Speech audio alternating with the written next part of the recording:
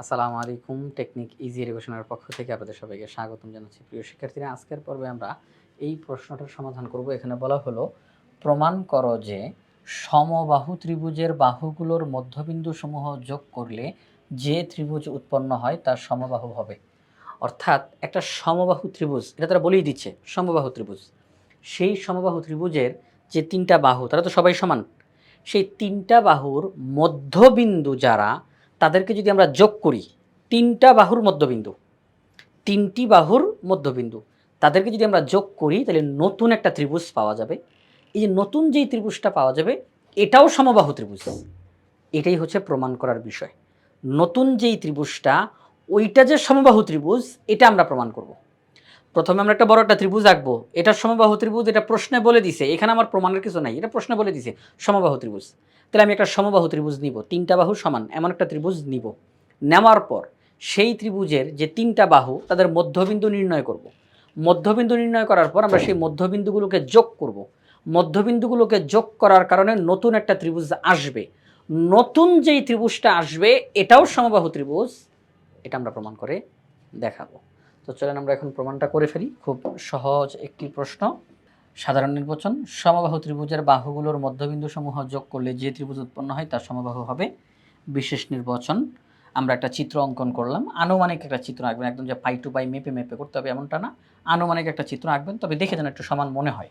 তো A B C একটা সমবাহু ত্রিভুজ। এটা হচ্ছে প্রশ্নে যার কথা বলে দিছিল, প্রশ্নে যার কথা বলে দিছিল সেই সমবাহু ত্রিভুজটা হচ্ছে এ বি সি। এবিসি হচ্ছে একটি সমবাহু ত্রিভুজ। মনে করি ত্রিভুজ এবিসি একটি সমবাহু ত্রিভুজ, অর্থাৎ এই ত্রিভুজটার এবি বাহু, বিসি বাহু, এসি বাহু তারা পরস্পর সমান। যেহেতু সমবাহু ত্রিভুজ, তাহলে তিনটা বাহু পরস্পর সমান। এবি বাহুর মধ্যবিন্দু হলো ডি, এসি বাহুর মধ্যবিন্দু ই, বিসি বাহুর মধ্যবিন্দু এফ। এবার এই তিনটি মধ্যবিন্দুকে যোগ করলে ত্রিভুজ ডিইএফ নামের নতুন একটা ত্রিভুজ উৎপন্ন হয়। ত্রিভুজ ডিইএফ উৎপন্ন হয়। প্রমাণ করতে হবে যে ত্রিভুজ ডিইএফ হচ্ছে সমবাহু ত্রিভুজ। এটা হচ্ছে আমাদের প্রমাণের বিষয়বস্তু। আচ্ছা, প্রমাণটা কীভাবে করে করতে পারি, এখনই আমরা একটু নিয়ে কথাবার্তা বলে ফেলি। চলেন এই প্রমাণ সংক্রান্ত কিছু কথাবার্তা এখনই বলে ফেলি। প্রিয় শিক্ষার্থীরা, আপনাদেরকে বোঝানোর জন্য, জাস্ট বোঝানোর জন্য আমি একটু এই দুইটা দাগ আমি একটু মুছে ফেলতেছি আপনাদের সামনেই। আচ্ছা, তো ত্রিভুজটার মধ্যে আমরা এখন দেখতে পাচ্ছি যে এবিসি হচ্ছে সমবাহু ত্রিভুজ। এবি বাহুর মধ্যবিন্দু হলো ডি, বিসি বাহুর মধ্যবিন্দু হলো এফ। তাহলে এই যে দুইটা মধ্যবিন্দু, তাদেরকে আমি যোগ করলাম, তাহলে আমি কী পাবো? ডিএফ।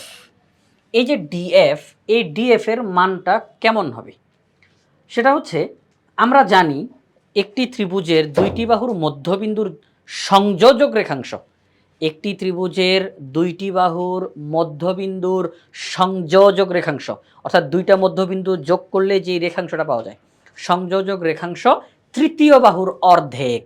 এই যে আমরা কিন্তু একটা মান পাইছি, কিন্তু দুইটি বাহুর মধ্যবিন্দুকে যোগ করব, যেই রেখাংশটা সংযোজক রেখাংশটা পাওয়া যাবে, এটি হচ্ছে ওই ত্রিভুজের 3 নম্বর যেই বাহু তার অর্ধেক। তাহলে এখানের মধ্যে আমি যখন এবি বাহুর মধ্যবিন্দু ডি, বিসি বাহুর মধ্যবিন্দু এফ, এই দুইটা মধ্যবিন্দু যখন আমি যোগ করলাম, আমি কি পেলাম? ডিএফ। এই ডিএফ এর মান কত? সেটি হচ্ছে এবিসি ত্রিভুজের 3 নম্বর বাহু কোনটা হবে? এবি বাহু, বিসি বাহু অলরেডি ব্যবহার করা হয়ে গেছে। কিভাবে করে? এবি বাহুর মধ্যবিন্দু ডি, বিসি বাহুর মধ্যবিন্দু এফ। তাহলে এবি আর বিসি অলরেডি ব্যবহার করা হয়ে গেছে। ব্যবহার করা হয় নাই কাকে? এসি কে। তাহলে এই এসি কে আমি বলবো 3 নাম্বার বাহু। তাহলে এই ডিএফ এর মান হচ্ছে এসির অর্ধেক। ডিএফ সমান half AC, half AC. DF হচ্ছে এসির অর্ধেকের সমান, ডিএফ হচ্ছে এসির অর্ধেকের সমান। ওকে, ফাইন। এবার আমরা আবার কি করবো জানেন? এই যে দেখেন, এখন আমরা আবার, আমি কিন্তু পুরো প্রমাণটা এখনই বলে ফেলতেছি, সেটা হচ্ছে এখন আমরা এই দুইটা দাগকে আমি একটু মুছে ফেলি।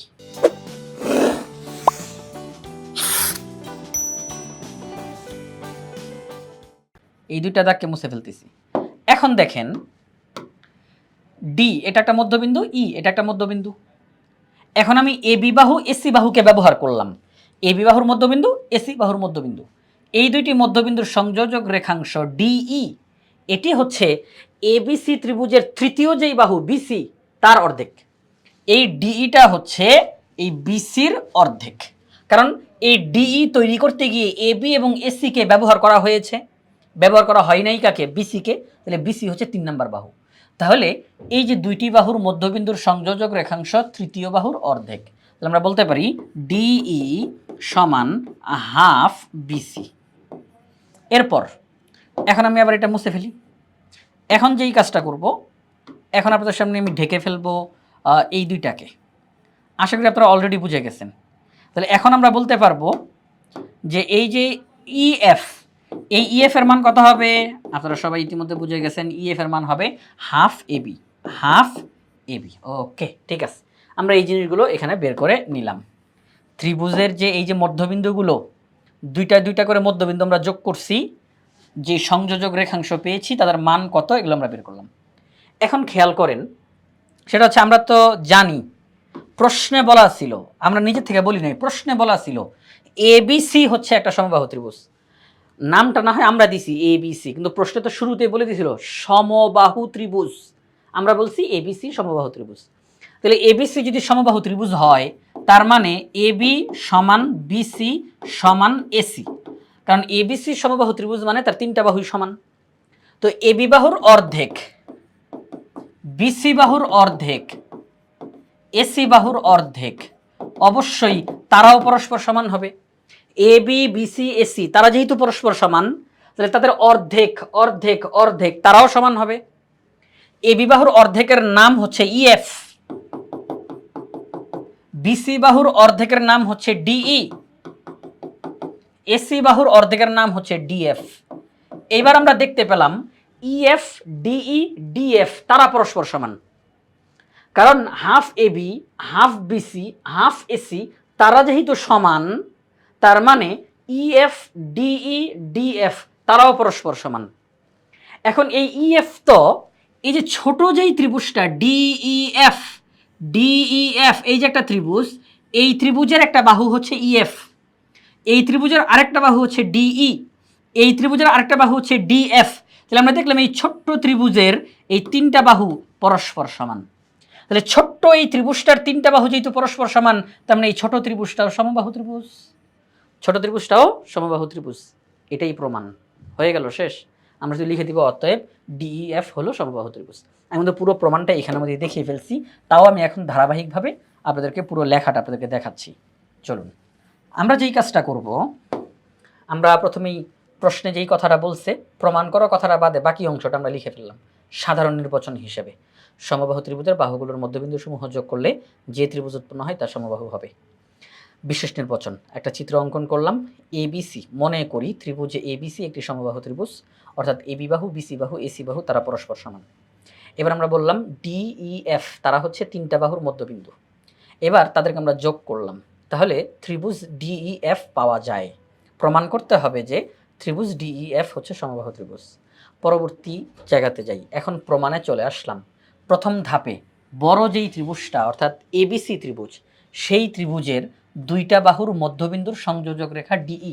ইতিমধ্যে আপনারা এটা বুঝে গেছেন, ত্রিভুজ এবিসির 2টা বাহু এবি এবং এসি, তাদের মধ্যবিন্দুর সংযোজক রেখা ডিই। তাহলে ডিই হচ্ছে বিসির অর্ধেক। এই যে এবি এবং এসি তাদের মধ্যবিন্দু ডিই, ডিই যদি যোগ করে এই যে সংযোজক রেখা ডিই, এই ডিই হচ্ছে 3 নাম্বার বাহুর অর্ধেক, অর্থাৎ বিসির অর্ধেকের সমান। তাহলে DE equal to half BC. আবার ত্রিভুজ এবিসির অন্য 2টা বাহু তাদের মধ্যবিন্দুর সংযোজক রেখা ডিএফ, এই ডিএফ হচ্ছে এসির অর্ধেকের সমান। আবার ত্রিভুজ এবিসির 2টা বাহুর মধ্যবিন্দুর সংযোজক রেখা ইএফ, সেটি হচ্ছে এবির অর্ধেকের সমান। ওকে, ঠিক আছে। যেহেতু ত্রিভুজ এবিসি সমবাহু ত্রিভুজ, সুতরাং এবি সমান বিসি সমান এসি। তাহলে এরা যেহেতু সমান, তাহলে এদের অর্ধেক যারা তারাও সমান হবে। তাহলে half AB half BC half AC তারা পরস্পর সমান। হাফ এবি মানে হলো ইএফ, হাফ বিসি মানে ডিই, হাফ এসি মানে ডিএফ। তাহলে যেহেতু এই 3টা পরস্পর সমান, এরা তো ত্রিভুজ ডিইএফ এর বাহু। ইএফ ডিই ডিএফ তারা হচ্ছে ত্রিভুজ ডিইএফ এর বাহু। তা ত্রিভুজ ডিইএফ এর 3টা বাহু পরস্পর সমান প্রমাণ হয়ে গেছে, একদম লিখিতভাবে এটা প্রমাণ হয়ে গেছে। ত্রিভুজ ডিইএফ এর এই 3টা বাহু পরস্পর সমান। যেহেতু 3টা বাহু পরস্পর সমান, তার মানে ত্রিভুজ ডিইএফ হচ্ছে সমবাহু ত্রিভুজ। আমাদেরকে বলছিল প্রমাণ করতে, আমরা লিখে দিলাম প্রমাণিত। তো প্রিয় শিক্ষার্থীরা, আজকের পর্বে আমরা এই প্রশ্নটার সমাধান করলাম।